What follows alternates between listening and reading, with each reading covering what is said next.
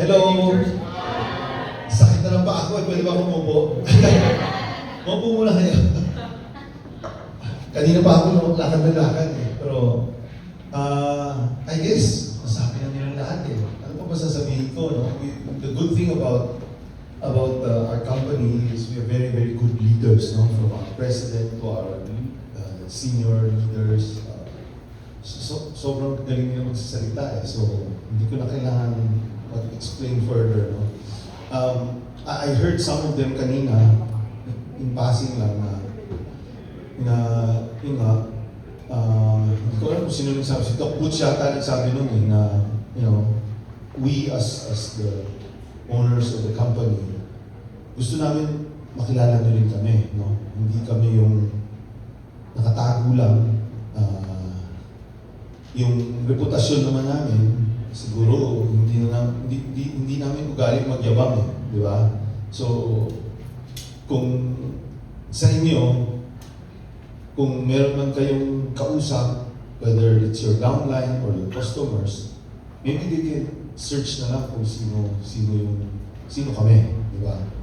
Ayaw namin nagyayabang na kung ano man kami. But lahat yun pinagdaanan namin, lahat naman nag-umpisa sa maliit eh, di ba? So, yun ang kailangan isipin nyo. Nung college ako, pag pumapasok sa eskwelahan, nag-jeep lang naman ako eh. Hindi naman kami nag-umpisa eh, lahat naman tayo nang galing sa... Meron siyempre mga iba na pakaswerte, pinanganak, mayaman. Kami naman din mo kami tulog eh, hindi naman kami poor. Pero, kailangan din namin magtrabaho, di ba? Maski nung high school pa lang ako, tinrain na ako ng tatay ko na magtrabaho. During summer, after school, nagtrabaho pa rin kami. Nakatira kami sa Divisoria eh, kasi alam mo, my parents are Chinese, di ba? So, ang trabaho ng tatay ko is buy and sell. Lahat ng pwedeng bilhin at ibenta. Katulad ng ginagawa niyo ngayon, you're buying stuff from Infinite or selling it. Ganon din yung trabaho, negosyo ng tatay ko. No, we buy things, lahat. White flour, tiger balm, Brill cream, kung ano-ano, lahat. Maski sigarilyo, binibili niya, binibenta niya. And in fact, our main line ng tatay ko is cosmetics. No? Hindi ko alam eh. Baka may kinalaman niya sa Infinity, no? Beauty products. No? Kailan, hindi pa kayo pinanganganak nun, Fanbo Cosmetics. Galing Cebu yan eh. Galing Cebu. Ang distributor ng buong Pilipinas, taga Cebu. Sila Ong. Samson Ong. Oh, so, sila yung distributor. Yung isa sa mga anak niya, hindi ko alam kung sasali sa Infinite. No? Nandun siya sa launch, yung sa Cebu tayo. No? But any which way, sila yung distributor, tatay ko ang dealer niya sa buong Luzon. So, yun, ang bodega, siyempre, nasa Divisoria, di ba? Tumutulong ako. Alam niyo yung kartilya? Yung parang wheelbarrow na ako, ang summer job ko, nagbabantay ng kartilya. Dahil nasa Divisoria, ang dami magnanakaw eh. Yun lang ginagawa ko. Wala naman akong alam, bata pa. Tagabantay lang ako ng kartilya. Di ba? Tapos nung natandaan ko pa, hindi pa kami lumabas yung harabas na kotse. Ewan ko kung ilang bulan na. Tapos naging Ford Fiera. No. Ako yung pahinante, yung driver. Yung driver na rin yung ahente. Nagbebenta kami kung saan-saan. Sa Tondo, sa Sangandaan, sa Pritil. Lahat ng marami magnanakaw. Di ba? So, nandun din kami. Yun ang trabaho ko. I started with humble beginnings also. So, lahat tayo may chance sa umasenso. Yes. Nasa sa atin yan. Yes. Sipag at tiyaga, walang kapalit yan. Napaka-importante yan. Pag sinabi nila, swerte, swerte. Swerte, dumadating lang sa taong masisipag. Tama. Wala. And tandaan niyo, pinanganak tayo sa mundong ito na magkaroon ng problema. Kasama yan sa pag-test sa atin ng Diyos na magkaroon ng problema. Now, the question is, how you overcome? Paano mo labanan itong mga problema sa buhay? Mag-give up ka ba? Iiyak ka ba? Magpapakamatay ka ba? Magpapakalasing ka? Magdodroga ka? Or magsisikap ka? Di ba? Nasa sa atin yan lahat. Tandaan mo, lahat yan pagsubok. Di ba? So now, ako na magsasabi sa inyo, I'm turning 63. Okay? By August, I'm 63 years old. Palagi ko nga gino-joke sa mga kaklase ko eh. Ako yata yung taong pinanganak na dapat magtrabaho habang buhay. Di ba? Dahil mula nung pagkabata, nagtatrabaho na ako. Yung eskwelahan na pinasukan ko, ubod ng hirap. Slave driver yun eh. Yung eskwelahan namin, yung sa tabi ng Malacanang, yung St. Jude. Yung kung saan nagdudubina every Thursday. So, tapos pumasok ako sa Lasal. Yung kurso na kinuha ko, chemical engineering, pagkahirap-hirap din. Di ba? Pagkatapos nun, trabaho na. I've been working since the time I graduated. Even before I graduated, lahat ng klaseng negosyo hindi naman lahat, maraming negosyo pinasukan ko rin. And tandaan mo, marami rin negosyo na hindi nag-work. Nagnegosyo ako ng paputok eh. Dahil nasa Bulacan ako nagtatrabaho. And doon ginagawang paputok. Unang taon, ayan, may example nyo. Unang taon, pili ako benta sa mga kaibigan. Pangalawang taon, siyempre ang paputok, ano lang yan, October, November, December lang yan. Di ba? Tapos nun, yung pangalawang taon, bumili ako, binentahan ko yung mga dati kong customer, at the same time, humanap na ako ng wholesaler. E di parang MLM din yan, di ba? Di ba? Kumuha ko ng mga downline ko, which is your resellers, di ba? So, yung gano'n, yung pangatlong taon, mas marami na akong reseller, mas konti na lang retail kasi mas malakas ang benta ko pag marami akong wholesaler. Tama? Yung pang-apat na taon, namatay yung supplier ko, naputukan din. Kaya sabi ko, sign na ng Diyos, tigil na. Tapos na yung training mo. Di ba? So yun. Ngayon, tapos na, pumasok naman ako sa palaisdaan. Di ba? Sa Bulacan. Sino taga Bulacan dito? Oh, sa Ubando, di ba? Puro palaisdaan dati doon. Ngayon, ginawa ng airport ni Ramon Ang. Oh, noon. Eh di, lagay ako ng tao. Di ba? Oh. So, bukas, mag-harvest na. Ang saya-saya ko. Pagdating ko doon. Konti yan na harvest. Sabi ko na nangyari. Boss, kagabi, hinarvest na. Hindi mo lang alam. So, ako ng puhunan, naubos kasi the night before, ninakaw na. Hinarvest na the night before eh. Di ba? Kaya sabi ko, ano to? Bakit kakunti? Di ba? Yung pala, hinarvest na. Ano ibig sabihin nun? Lahat ng negosyo na papasukan nyo, kailangan bantayan nyo. Yes. Di ba?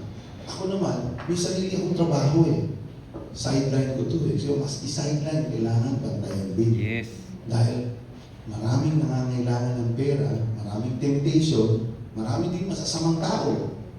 Eh, wala tayong magagawa. Anong gagawin ko? Kailangan, lesson learned, di ba? So, huwag mong isipin na lahat ng pinasukan ko, successful. Hanggang ngayon, marami pa rin mali. Sana lang, mas marami yung tama kaysa sa mali. Di ba? Yun lang ang sanang hope natin, di ba? Kasi, minsan, yung failures naman, hindi minsan kasalanan mo eh. Di ba? Kasi may mga masasamang tao pa rin eh. Wala tayong magagawa. Eh, anong gagawin mo? Sabihin mo na lang sa Diyos, Diyos, bahala ka na. Sana karmahin na lang siya. Di ba? Wala tayong magagawa sa Pinoon, di ba? Pero, as long as may sipag, may tiyaga, merong hope. Yes. Di ba? Merong pag-asang mag-ano. That's why, wherever I am today, is all because of sipag at tiyaga. Yes. Yun lang ang kailangan ko ipayo sa inyong lahat. Dahil yung produkto, nasabi na nilang lahat. Hindi ko na kailangan ipagyabang. Basta ang pangako lang ng kumpanya is palagi kami maghahanap ng magandang produkto para hindi mahirap ibenta. Para hindi mahirap mag-recruit. Tapos, ang gusto ko is, kasi tandaan nyo, bago rin kami sa MLM. Kami ni OE, bago lang kami dito eh. Kaya nung pinasukan namin to, tinignan namin, ano ba normally ginagawa ng ibang MLM? Marami kaming ginaya, pero marami rin kaming hindi sinunod, no? Katulad ng ayaw namin nagyayabang. Yun ang una. Kasi karamihan ng MLM, napansin ko, pagyayabang eh, di ba? Pinagyayabang kung ano yung kotse nila. Nagbebenta ka kami ng kotse, tapos sinasabi namin, huwag kayo bumili ng kotse hanggang hindi nyo talaga kailangan. Hindi nyo, kung ang kailangan yung kotse ganitong presyo, huwag kayo bumili ng mahal. Di ba? Kasi paano nyo babayaran yan?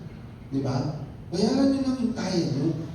Kung kinakailangan, hindi nyo kaya ng kotse, o magmotor muna tayo.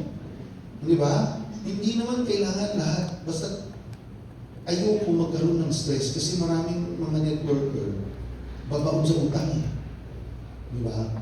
Yun ang wag na wag yung gagawin. Yun ang hindi namin i-encourage sa inyo. Kaya pag nandito kayo sa kumpanya natin, hindi namin kayo ipipresyo, hindi ka namin pipilitin na bumili ng gamit na hindi nyo kaya. Ang presyo na ibibigay lang namin sa inyo na dapat lang dahil trabaho namin is palaki natin itong negosyo natin. Dahil meron tayong magandang produkto, sayang naman kung itatapon natin yung pagkakataon. Yes. Diba? Ngayon, kung meron kayong makukuhang magagaling na tao na makakatulong sa inyo, that's perfect, di ba? Pero huwag niyo pilitin. Kung ayaw nila, okay lang. Napakaraming 100 million Pilipinos, di ba? Huwag kayong matakot mabusan ng tao. Ang Pilipinas, napakagaling mag-produce ng tao. Di ba? Kaya hanggang ngayon, overpopulated pa rin tayo, di ba? At ang nakakagulat pa dyan, kung yung walang hindi kaya, yung maraming anak. Di ba? Kasi ang nasa utak nila, sana isa sa mga anak ko, yumaman at tulungan ako. Ganun wag na wag yung gagawin. Ako, never kong iisipin na yung anak ko ang papakain sa akin. Never kong iisipin na pagtanda ko, ako hihingi ng pera sa anak ko. Ang trabaho ko is alagaan ng anak ko. Ang trabaho niya, hindi ako bigyan ng pera, bigyan niyang pera anak niya. Hindi ako. Nakita niyo na yun? So, ganun din sa inyo. Huwag kayong mag-aanak ng marami. Sino dito wala pang asawa? Aba, lahat may asawa na. Sino yung may asawa na? Eh di, siguro lahat na. Oh. Okay yun. Kung lahat may asawa na, sana hindi naman napakarami anak niyo, no? Kung marami anak niyo, wala na, hindi mo na pwede ibalik. Hindi mo pwede pamilya yun, di ba? Pero kung yung mga bagong asawa o iisa, dalawang anak, tama na, huwag masyado marami. Kung kaya nyo na magdagdag, walang problema. Pero huwag nyo isipin na yung anak nyo ang magpapalaki sa inyo o magbibigay sa inyo ng pera in the future. Huwag yun. Kasi mas pangit eh. Anak, meron ba pera dyan? O, di ba? Hindi trabaho ng tatay o nanay humingi ng pera sa anak nila. Di ba? Trabaho ng anak, humingi ng pera sa tatay nila. Yan. I'm sure, nadadaanan nyo na, lalo na sa mga may asawa at may anak, di ba? Yun yung trabaho natin eh. Di ba? So, yun yung gusto kong ipaano sa inyo na lahat ng tayo sipag at saka. And we will help you as much as we can by giving you the best products. Yes. Okay? We will try to find ways and means to compensate you or to give you better commissions. If we can improve it, if you have any suggestions, our leaders are here to listen. Hindi lahat ng hihiling nyo mapagbibigyan namin. Pero importante, marinig namin. Because we will find a way to make everybody happy. Ang importante lang kasi is, hindi kami dito, as na-mention ko na sa mga leaders eh, sa totoo lang, ako, siguro dapat hindi i-record, but hindi namin iniisip na itong MLM ang papayaman sa amin. Oo. Itong MLM, hindi naman namin sa totoo lang, hindi namin kailangan. Dahil meron na kaming negosyo eh. Di ba?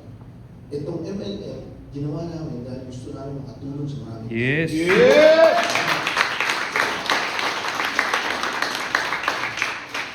Kung kumita man kami ng 100 piso, kung pwede, maiwan na sa amin 10 eh. O, di ba? Kung pwede yung 90, ibigay namin lahat, fine na. Di ba? Pero, yun lang, kailangan isipin nyo na kailangan natin pagandahin ang produkto. Tandaan nyo, ang produkto, paganda ng pagandahin, di ba? So, kailangan may research and development din tayo. Kasi kung maganda ang produkto, mas madali rin sa inyo. Di ba? At saka, yung integridad nyo, yung pwede nyo ipagyabang. O produkto ko yan, maganda yan, di ba? Kung palpak yan, sa inyo yung sisi, di ba? Sa amin naman sisisihin din at the end of the day. So, ayaw namin masira. Ang hirap Alam mo, ang hirap mag-build. Ano bang build sa Tagalog? Magtayo ng kredibilidad. Ang daling-daling sirain yun. Di ba? Di ba? Lalo na sa politiko, di ba? Di ba? Pagkatapos mong gumawa ng 10 magaganda, isa lang masama, tapos ka. Di ba? Ganun din sa negosyo. Napakahirap mag-build ng reputation. Lahat dapat tama ang ginagawa mo. Eh, hindi naman tao tayo eh. Hindi naman pwede tayo hindi nagkakamali, di ba?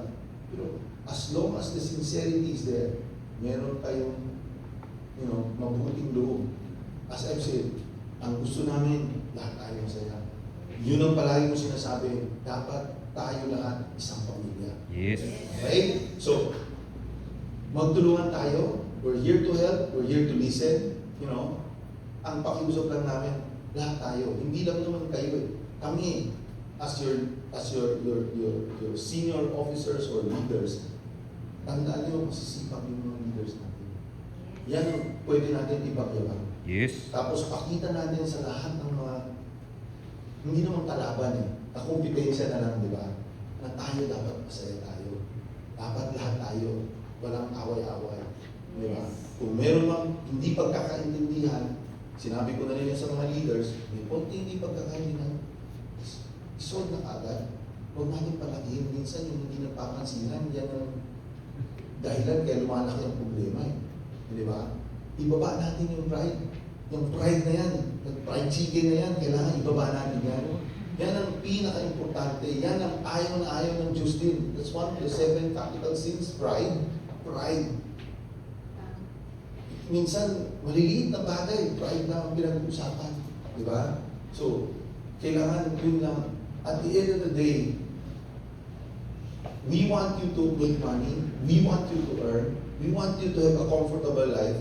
And we want you to show your kids that, look, anak, ito yung paghihirap ng mga magulang. Yes. Diba? Para sa inyo din po. Yes. Siyempre, para sa inyo din. Hindi lang sa anak nyo. Kailangan mag-enjoy din tayo ng buhay. Diba? Yes. So, again, maraming salamat sa pagpunta. Yes.